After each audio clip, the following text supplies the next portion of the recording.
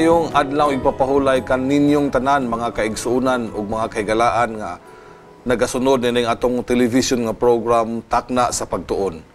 Niya na kita sa ato ang lesson number 5, ang uluhan sa ato ang lesson Jesus on Community Outreach.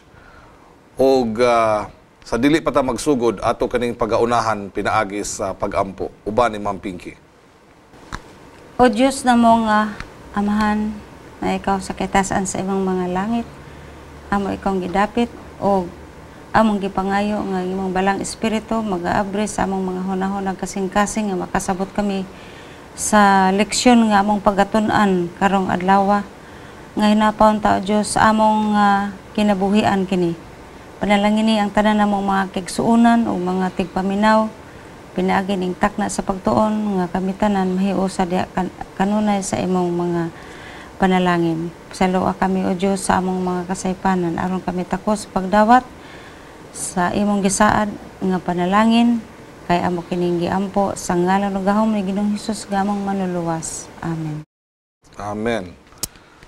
Ang atong memory verse makita sa Matthew chapter 4 verse 23 nagaingon dinhi o gilibot ni Hesus ang tibuok Galilea nga nagapanudlo didto sa mga sinaguga nila o nagamantala sa maayong balita sa gingharian o nagaayo sa tanan nga balatian o tanan nga sakit sa katawhan.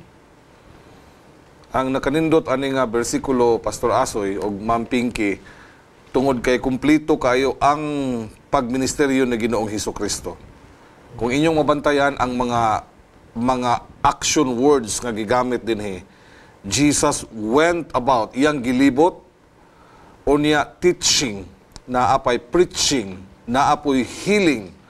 Tato pa mga higala, kumplito, naay simbahan, naay eskwelahan, naapoy hospital, o dili lang kana mga higala, naapa siya pakig sandurot sa tanan nga mga tao, kay iya manggilibot ang tibuok Galilea.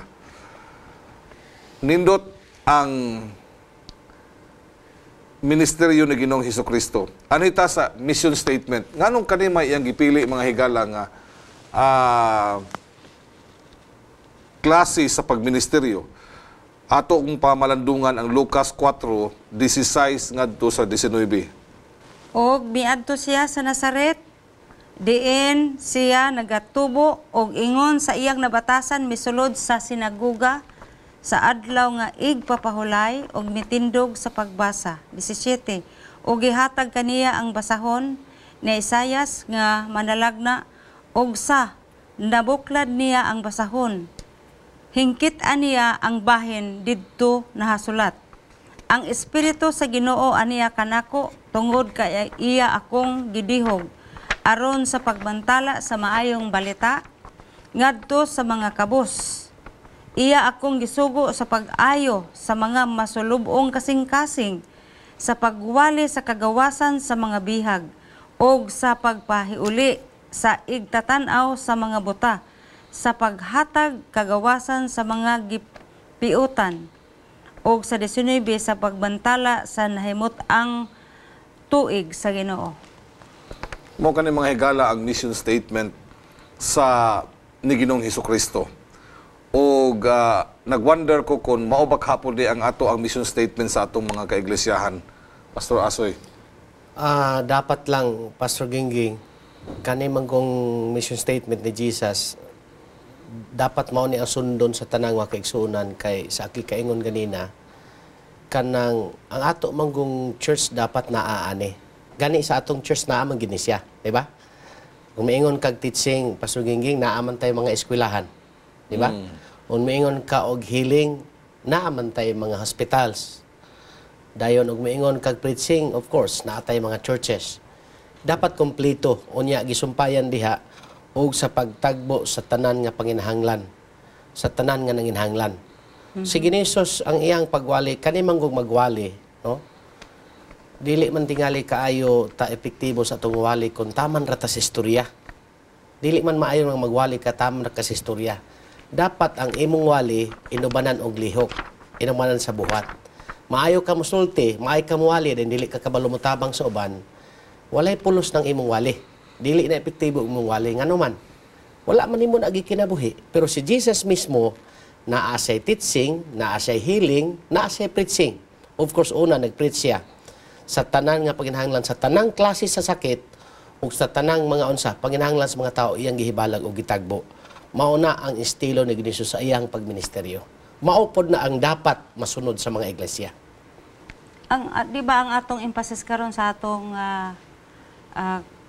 misyon, Christ method alone. Ang kang Ginoong Hesus nga example diin siya nakigkauban usa sa mga tao. So kaning atong sistema kabalo ko nga sa Iglesia Adventista, sa ako lang nahibaw-an sa una moadto sila usa ka lugar, muwali sila pero nabe gitawag po groundwork ug man ana wali inya follow up. Pero ang emphasis nato karon lahi naman. Kung mahimo gani kining atong nahibaw-an nga integrated evangelism lifestyle. Diin usa kinabuhian nato usa ng pagwali, dili sa ang winalihay kun dili makita usa sa atong kinabuhi ug usa matilbahon pa ta o mabination pa ta sa nagkinahanglan. Murag mao man na tingali pastor. Mauni ang emphasis mga kahigalaan sa strategy nga gi-adapt sa ato nga iglesia nga gitawag og TMI, Total Membership Involvement. Kada usa nato dunay buluhaton. O speaking of total membership involvement, naghisgot ang Biblia og praktikal kayo nga suggestion nga makita dinhi sa Lucas 10:25 ngadto sa 37 nga gipasantop sa atong leksyon karon mga higala. Usa ka attorney nangutana ni Ginoong Hesukristo na kaning attorney batid maayo maalam sa balaod apan iyang gipangutana si Kristo Jesus nga magtutudlo ug ang pangutana duha ka buok. Una, nangutana siya unsa may akong buhaton aron maangkon ang kinabuhing walay katapusan.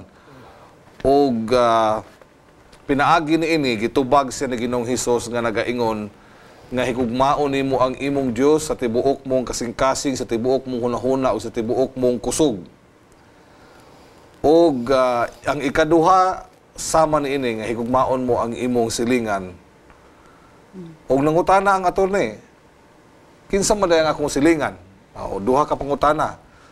Og ang tubag ni Ginoong Hesus, gitagaan siya og usa ka illustration sa kanang parabulo nga atong makita sa balaang kasulatan mahitungod sa The Good Samaritan. Actually, kung imong tubagon Pastor Gingging, kinsa man day ang imong silingan? Unay nindot nga pangutana, di ba? Ang insaktong tubag, ang imong silingan, wala nagpili grasa. Wala nagpili og bisag kinsa. Yan dumdum mo sa istorya sa Good Samaritan. Pero bisag kinsa nga nanginahanglan, mo na pinaka-importante nga punto. Bisag kinsa nga nanginahanglan, Maduol ug malayo. bisag asa na. Wala nagpili grasa, wala nagpili klases mga tao. Bisag kinsa nga nanginahanglan nga moduol nimo, bisag pagdili mo duol nimo, basta nanginahanglan, mauna ang imong silingan. Mo na pinaka-importante. So wala ni giila mga higala og geographical location. Kay maduol og malayo basta tao nga nanginahanglan gihatag og example sama sa example sa The Good Samaritan nga usa ka tawo naglakaw, negosyante, gitulis unya sa iyang pagtulis gibilin siya sa dalan nga daw hapit na mamatay. Unya ang unang milabay Labyan na siya. pare unya tungod kay busy unya lahi po siguro nga rasa sa iya busy sa buluhaton sa iglesia iya ang gibiyaan sa kay una-una niya mas labing importante pa ang iyang buluhaton mga higala kay sa pagtabang atong tao. Ikaduha ang Levite maingunta nga assistant sa pari mga higala og mao gihapon busy siya kay mahadlok siguro kasab-an sa pari maulahig abot dito sinaguga iya pong gilabyan mga higala tingali na ay prejudice tingali they are very busy gahuna-huna sila nga mas labing importante pa ilang gibuhat apan ang usa ka tawo nga Samaritanon nga naghuna-huna tong tawo nga namatay nga di gid siya tabangan ani kay dili sila parehag rasa lahi siya og klase sa pagkatao mga higala apan mao pa hinoy mitabang ngadto kaniya. Ug ang nahitabo mga higala mao toy illustration ni Kristo mahitungod sa pangutana nga kinsa man day ang akong silingan. Usahay manggod ang tendensiya mampingke. mutabang tas tao nga makabalo sa ato. Ganahan ka ita mutabang sa tao nga kani. Kay pananglitan og magkinahanglan pug kumubalos man ni sa ako. Dili man di na mao. Ang gikinahanglan nga tabangan nato mas labaw ang ngayon nato tabangan kadto mga tao nga dili gyud makabalos nato kay mao man na ang di ba ang giingon diha sa mission statement ni Jesus kinsa iyang gitabangan ang mga kabos gi-emphasize gyud diha ang tanan nga nanginahanglan labi na gyud ang mga kabos kana mga dato pwede naman na sila kay naaman sila daghan ilaha. Pero ang mga kabos, dili na kabalos, di po nakapalit og ila, kana sila mo'y labing tao nga pinaka malipay gid silang tagaan. Kaya nga naman, sila ang pinaka nanginahanglan. Sa lain nga diskusyon, nagaingon po ang Biblia nga kung mutabang ka sa mga tao nga makabalos na po nimo, maunay kasagara ang ginabuhat sa mga hintil. No? Sa mga tao nga wala makaila og Dios, maunay kasagara ang ilang gibuhat. Pero ang tao gani, o dili makabalos, unya mo imong gitabangan, mauna siya ang Dios nun. Na malandong biya po pastor ani hitabo nga example ba nga kaning gibukbok nga negosyante. Nagtuo ko nga kini siya katribo adtong primero ug ikaduha nga wa tabangi. Here comes ang kining dili niya katribo, di niya parente, di niya higala, namo ano ning tabang. So sa akong tan-aw kay murag mao man gid ang normal karon nga kung dili gid niya kadugo, di niya parente, dili kaayo niya matabangan. Ang ma-prioritize niya og tabang kanang ma-identify niya nga iya ng tagibanwa o parente o igsoon, igagaw. So unahon ko sa ning akong mga parente kaysa uban nga nanginahanglan. So nindot kaayo ning illustration nga dili bitaw ta mo tan-aw og tawo nga palabunon nato ang atong kaugalingong side. Kaysa tawo gyud nga tinuod nga nagkinahanglan kay mo man ang nangitabo karon. Salamat ana nga pang bulawanon nga panghunahuna mga higala. Ug kun kini atong sundon nga panghunahuna, sibo gini sa gisulti sa Biblia mga higala sa Mateo kapitulo 5 bersikulo 13 nga si Kristo sa kani nga chapter sa chapter 5 mo man gitawag og the beatitude. Mabasa nimo dinha mga higala ang emphasis ni Ginoong Hesukristo nga nagaingon siya, kamo mao ang asin sa kalibutan. Di ba nagaingon siya niana mga higala? Unya, mawala ang asin, gigamit siya alang sa pagtimpla. Kung ikaw magluto, mga higala, walay lami ang pagkaon kung walay asin. Apan ang Biblia, naghisgot og labaw pa ni ana. Nga naghisgot og asin, nga nawad-an og lami. May mga tabo ba nga ang asin, mawad-an og panglami? Kanang ma-expire na. Pait na siya. Ang kadausan na sa mga nindot ka punto. Ang asin manggod pasugingging kun asin lang yun asa parat lang gina. Pero ang punto diha nga kun ang asin imong i-mix isagol nimo sa lahi nga ingredient, di ba lami kang asin. Itimpla nimo ang asin. Sa ato pod nga pagkakristohanon, timpla man unta ta. Mahimo batang timpla nga kun mo mix ta sa atong ubang kakristohanon, malami ang ilang kinabuhi. Pero kung usahay na yung mga kristohanon nga kun mo mix, musagol sila, sa uban mahimo manong problema kayo. Pero ang atong lesson nag-emphasize gyud nga ang asin di ay gikumpara kini sa atong influensya ingon nga mga kristohanon nga kun musagol kita sa uban mahimong maayo ang atong sabor, mahimong malipayon ang ubang kristohanon nga makikuyog nato ug mahimo unta tang panalangin nga makailas sila kang Ginoos. O kanang bahin na kinahanglan gyud nga ang murag i-prioritize nato ba ang atong motibo sa pagtabang sa usa ka tawo nanginahanglan mao nga they will know Jesus Christ. Sa Desire of Ages mga higala, page 439, nagadugang si Ginoong Hesus sa explanation pinaagi sa iya ang magsusulat nga si Ginang Ellen White nga ang asin pwede mawad-an og lami when there is only a profession of godliness, without the love of Christ, there is no power for good. Kung nagbaton lang ka og profession sa pagka-Diyos nun, pero wala diha ang gugma sa kasing-kasing, diha sa imo, diha, gugma ni Kristo sa imong kasing-kasing, walay gahom alang sa maayo. Ang bote pasabot ani mga kagalaan nga kung ikaw kana bang nabisi sa pagbuhat og minaayo, Pero si Kristo wala na posible ba diay nang magbuhat kag minaayo pero wala na po diay si Kristo diha sa atong kasing-kasing. Pwede man guna Pastor Gingging for self exaltation. Gitawag na sa term nga calculated goodness. Pwede naman good nga magpasigwar ko o sa laing term na magpagarbo ko nga kuyaw ko, maayo ko. Pero ang imong purpose aron pagpaunsa sa imong kaugalingon. Pagpalapad sa imong kaugalingon aron pagpasikat ba. Dili man na mo gusto ni Ginisos. Ang gusto ni Ginisos nga muigsil ka, dili ikaw ang makita, si Kristo unta ang makita sa imong kinabuhi. Kaya sa atong lesson re, mixing with others in order to be a transforming agent. So, mumix ka sa uban, in other words, ang imong influence makaunsa man sa uban, makausab sa uban ang imong kinabuhi. Pag kanindot ka nga kung musagol ka sa uban, lami ang pamati sa uban. Dili kay kung musagol ka uban, magka-problema ang uban kung naa ka. Dili na pwede. Dili maayo na nga Kristohanon nga kung naa ka, mahimo inuong kang burden, mahimo na kung problema sa uban. Nindot mga kaigalaan, no?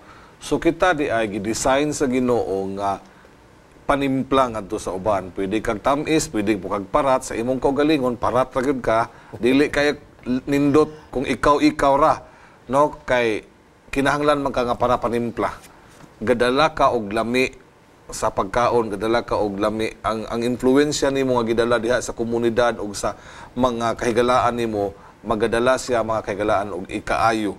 Ug mao na hinungdan mga kahigalaan nga ang gugma ni Ginoong Hesus una diha sa kasing-kasing kay posible man magbuhat ta og mga minatarong maayo dayigon tas mga tao kay maayo kayo nga atong mga buhat mga higala, pero si Kristo dili lang magtan-aw sa buhat sa tao kundi ang iyang gitan-aw ang kasing-kasing gyud. Naa ba diha ang tinuod nga motibo sa pagtabang mga higala. Na ako sugyot ana ba? Naay mga tao jud nga sa ilang kinaiya very generous sila. Unya sa dihang makahimo sila og pagtabang, moingon sila sa ilang tabangan palihog isekreto lang ni. Unya kinalipay man ang gitabangan, butangan may noong ka o ganang o sa tawag ana bandilyo o bandilyo man gyud nga this building is donated by unsa may imong sarang mahimo ana. Depende tingali at ipeng sa motive. May mga maayong motibo sa mga tao sad. Wala na po tayo kontrol ana tungod kay bunga man na sa pagkamapasalamaton sa usa ka tawo. Pero usahay moingon biya tinuod na nay mga tawo nga moingon nga dili lang ipasaba, ayaw lang og Alag isulti. Alag announce. Pero ang mga tao, pareha ba itong tao nga giayo ni Ginoong Hesukristo? Nga giayo niya ayo ipagmantala, pagkahuman nga naayo sa duro mahino og singgit-singgit mga higala nga giayo na siya. Imbis kay gipahilom ni Ginoong Hesus na tungod na sa kadako ba, kay the abundance of the heart, the mouth speaketh. Dili man yun mo na mapugan ang tao nga imong matabangan, masulti man na. Pero ang sagakang Ginoong Hesus lagi, nganong iyang giingon nga ayaw lig saba, kay ang tinuod lang, dili man gud lagi na pagsigwar na to. So, atong hinumduman ha, nga ang giingon sa atong lesson, it's a transforming agent. Unya, nag-ingon diri sa katapusan, leading others to what really matters in life, salvation in Jesus. Meaning, kani diay ang atong influensya, importante kayo kay magdala kinig kaluwasan sa uban, ngadto sa pagdala diha kang Kristo. Mao na usas ka pinimportante kayo nga, nganong giingon sa Biblia nga kita mga asin. Kaya ang ato diay ang lami, ang atong timpla, ang katong pagkakita, magdalag influensya nga makadala kitag mga hamiling kalag ngadto sa tiilan sa Ginoo. So, mulami lang ta mga higala kung naa si Kristo sa atong kinabuhi. Amen. Mao na. Karon, anita sa katapusan nga discussion mga higala sa Mateo kapitulo 10 versikulo 5 ngadto sa 10 nga diin makita nimo nga si Ginoong Hesus naghatag og instruction ngadto sa mga disipulo. Ang iyang instruction, panglakaw ka mo, apan dili mo magdala og mga extra nga sanina, di mo magdala og extra nga kwarta sa inyong mga bulsa, unya ang inyong danon kana ra yung sungkod. Unsa man nga klase nga misyon nga wala may sakto kay nga preparasyon ug nganong mao po ni gitudlo ni Ginoong Hesukristo ngadto sa mga disciple nga karon kita karon ug mohimo tag missionary activity giayo man og plano, gitan-aw ang budget ug sakto ba ni unya mga sakyanan nga gwapo. Kinahanglan nga kumplito gyud ang logistics mga kaigalaan. Pero kani, ang gitulo ni Jesus Christ, wala man. Ayaw mo pagdala, bisag unsa ayaw pagdalag sa nina, ayaw mo pagdalag extra nga kwarta. Unsa may eleksyon nga ito makuha ni ini. Which is opposite sa kani ato og karon. Kay karon ang mga worker, butang talang, kanang wala lang tayo lipod-lipod. Lahi kay kaayo ang sitting karon. Sa una, magbaktas karon, disakyanan naman gyud. Tungod sa distansya. O niya, kung may sakyanan, siyempre, understood nga full pack ka sa imong dadunon. Karon pag-abot sa imong aduan, di na ka manghulam, di na ka mangayo, unsa pa diha. Ang kani nga emphasis sa kan Jesus nga panahon, murag nakita nako nga gusto lang gyud sa Ginoo nga masilsil sa hunahuna sa iyang mga disipulo nga magsalig siya sa Ginoo. Dependence ba? Total dependence on God. Mauna number 1. Oh. Mauna ang emphasize sa atong leksyon. Nalang ko, ikaduha nga, gusto na ko emphasize, Pastor Gingging. Ako, pastor ko, Pastor Gingging, pastor man. Dili man tingali pod malipay ang makaigsunan nga, mubisita ta sa makaigsunan, magdala tag plato, magdala tag balon. Dili kaayo maayo tingali nga ministry nga muratag nakamino sa makaigsunan nga dili ko mohingalan ha. Pero nakoy nakita ang pastor sa unang magbalon bitaw, pastor invite siya sa makaigsunan magbalon, lahi kayo ang pagbati sa makaigsunan. Kaya nga naman god, kung mosalo manggod ka, mamani technique ni Jesus sa iyang ministry, kung mosalo ka o kaon sa makaigsunan, mas masuod nimo ang relasyon sa makaigsunan kung mo apil ka kaon nila. So it's about friendship, no? Pagpakig-amigo nila. Kung maserbisyo kanila nga kanang tiunay nga amigo nimo sila, mabati nila. Imagine na ragod na kay bisita nga Magdalag plato. Magdala-dalag plato. Pero sa laing bahin, kung naa kay bisita nga dili maniglain mo adto sa inyo, mukaon sa inyo, halami kay imong pagbati. Speaking of friendship, katong gimension ni Pastor Asoy nga friendship mga higala, ang giingon sa atong leksyon nga kaning we have to create friendship through our service. So, baliktad man sa gitudlo gi-emphasize sa New Testament mga higala sa Old Testament. Kay ang kasagara sa mga Israelinhon, naa sila ang unahuna mga higala nga sila mo oy chosen people, sila mo oy special nga mga tao, pinili. Sila mo oy mga pinili o ang mga tao sa palibot muduol kanila. Murabag naa sila ay conceit ba nga duol mo nako. Ang giingon ni Ginoong Hesus dili na mao kamo mo'y muduol sa mga tao. Kamo mo'y muduol, kamo mo'y muminggol aron mo himo mo og influensya. Busa, you have to create a good relationship to the people around. Dili kay kamo mo'y duulon sa mga tao. Mao na siya emphasize. Ako bang isulti sa mga iglesia, Ate Pinky o Pastor Gingging. Ang iglesia lagi, kung magsigila na siya gunhuna, magtanaw siya kaugalingon, kanunay lang enrich, kanunay lang sigig paminagwali, dili gid ta mo kabut ngadto sa uban, wala tay outreach, dili maayo nga iglesia. Dili gid maayo nga iglesia. Kay ngano man, wala man tay pagpahat ngadto sa uban, wala tay pagkabut ngadto sa uban nga ato siya lang madala sa tiilan sa Ginoo. So, gikinahanglan gyud kaayo mo na diha sa ato lesson ingon diri. Ako gusto na ko basahon ning quotation Pastor Gingging. Ingon siya diri, unless the church is the light to the world, it is darkness. So, gawaskon. Sa akong gikaingon, wala man tingali, dili gid maayo iglesia nga magsige lang kag muok-muok, kamuray mag-enjoy diha, kamuray sigig paminagwali, wala mo'y ministry, wala mo'y outreach, kana ang iglesia dili maayo nga tan-awon. So mga higala, gusto na ko i-challenge ang iglesia nga naminaw karon mga kaigsunan. Ato unaon nga ang first agenda gyud dapat sa atong committee mao ang pagkabot ngadto sa uban, mao ang pag-adto sa mga dapit nga diin wala pa naabot sa mensahe, ang pagtabang sa kinahanglan kay mao ginay pinaka-importante sa mga iglesia. Akong gituhuan nga mo mangyud na atong misyon nga gihimo pero sa ayaw atong ka Ate Pinky, naay mga iglesia nga wala kaayo yung ministry, wala kay outreach. Mao ang hinungdan bitaw usahing masigig away sulo sa iglesia nga uban tungod kay wala may nahimo ng lain. Sigig paminaw seminar, sigig paminaw nindot nga wali, pero walay mga outreach programs, walay mga ginahimo nga pagpanabang sa uban. Dili ka maayo tan-aw ng iglesia. Mauna mga higala nga ang pinaka-epektibo nga pamaagi nga mo build ta og meaningful relationship sa palibot nato nga mga katawan is to go out and serve.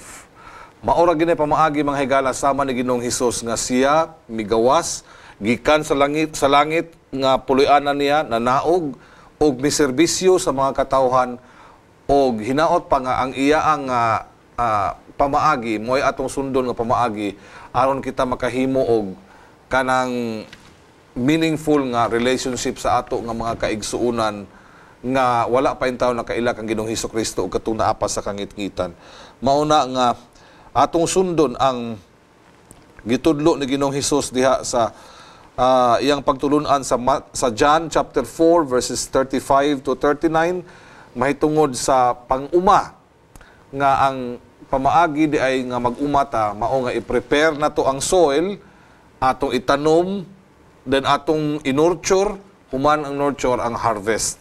Mao na mga higala ang ato ang angay nga atong buluhaton. Ug daghang salamat kaayo nga hangtod karon nagasunod gihapon kamo sa atong programa nga Takna sa Pagtuon. Salamat po ni Pastor Asoy ug ni Ma'am Pinky sa ila ang mga bulawanon nga mga contribution sa ilang mga hunahuna mahitungod aning atong topic sa lesson 5 nga Jesus on Community Outreach. Ug hinaot unta mga higala nga matun-an nato sa atong kinabuhi ug sa atong mga kaiglesiyahan ang outreach, ang pag-reach out sa mga tao diha sa palibot. Og sa dili pa nato tapuson ang ato nga discussion mga higala, dunay pinasahi nga musical rendition nga giandam ang Takna sa Pagtuon alang kanatong tanan. Father, forgive them, I heard him faintly say. Yet in my heart I feel so guilty. I know the truth is the debt was mine to pay. How could it be right when it happened this way? A fallen and sinful life I was leading. But why is my body torn and bleeding? It should have been my hands where the nails were. It should have been my feet where the nails were. It should have been my side that was all. Ginoong Dios, dalaygon imong ngalan. Salamat nga ikaw nagapadayag sa alam ug kahibalo pinaagi niining imong balaan nga pulong nga among natun-an karon. Tudloi kami nga mahimo kaming asin, mahimo kaming kahayag sa palibot. Nga ang among kinabuhi mahimong masunod namo ang mga lakang nga gihimo ni Kristo aron daghan mga katawhan nga madala diha sa imong tiilan pinaagi sa amo ang maayong buhat. Ginaot pa nga sa among mga maayong buhat dili ang among kaugalingon mapasidunggan kundi si Ginoong Hesukristo. Kaning tanan among pagadawaton pinaagi sa ngalan ni Ginoong Hesus nga among manluluwas. Amen. That was broken, but it was your hands. Yes, it was your feet. It was your blessed hands. It was your precious feet. It should have been my hands. It should have been my feet. Where the nails were.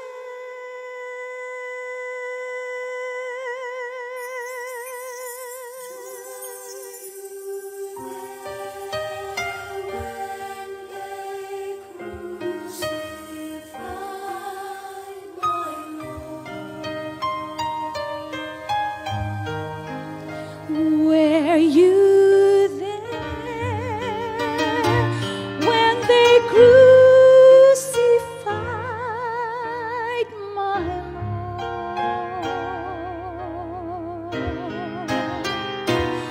Lord?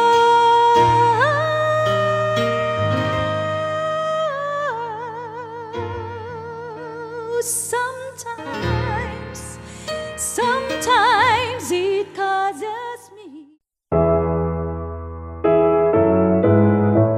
Takna sa Pagtuon would like to thank Engineer and Mrs. Jose Caballero. Thank you for being our ministry partner in sharing love, changing lives.